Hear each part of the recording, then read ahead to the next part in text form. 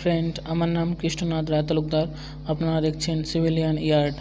এখন আমি আলোচনা করব দরজা এবং জানলার সাইজ কত হবে according to A civil engineer.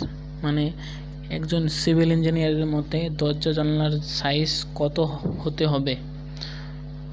তো আপনি যদি আমার চ্যানেলে নতুন হয়ে থাকেন তবে ভিডিওর নিচে দেখুন লাল বাটনের বড় অক্ষরে সাবস্ক্রাইব লেখা আছে, ওখানে ক্লিক করে দিয়ে তার পাশে নোটিফিকেশন অল করে নিন। তাহলে কি হবে, আমি যখন নতুন ভিডিও আপলোড করব তখন আপনার কাছে সবার প্রথমে নোটিফিকেশন চলে যাবে। আর একটা কথা, এখন থেকে এই চ্যানেলে বিল্ডিং প্ল্যান কীভাবে পাস করতে হয় এই রিলেটেড ভিডিও এবং কনস্ট্রাকশন রিলেটেড নানান বিজনেস আইডিয়া নিয়ে আলোচনা করব এবং একটি বিল্ডিংয়ের যত সব জিনিসপত্র হয় সবগুলো নিয়ে আলোচনা করব।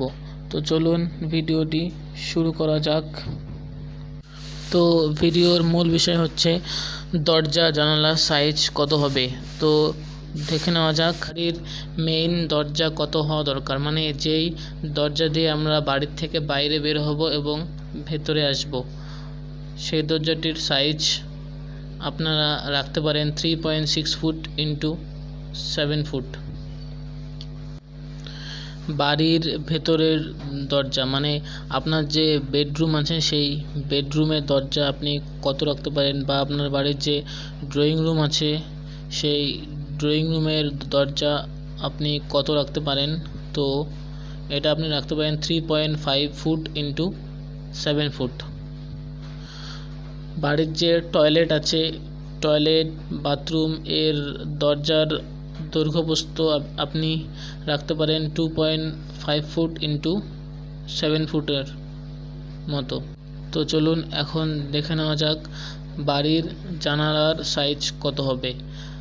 আপনি বাড়ির জানালার সাইজ মোটামুটিভাবে 5 ফুট ইন্টু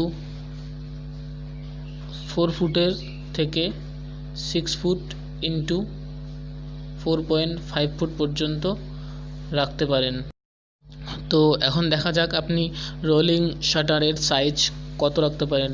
রোলিং শাটার মানে হচ্ছে আপনার যে দোকান আছে সেই দোকানের যে শাটারটি আছে সেটাই হচ্ছে রোলিং শাটার। তো এটার সাইজ আপনি রাখতে পারেন 8 ফুট ইন্টু 8 ফুট।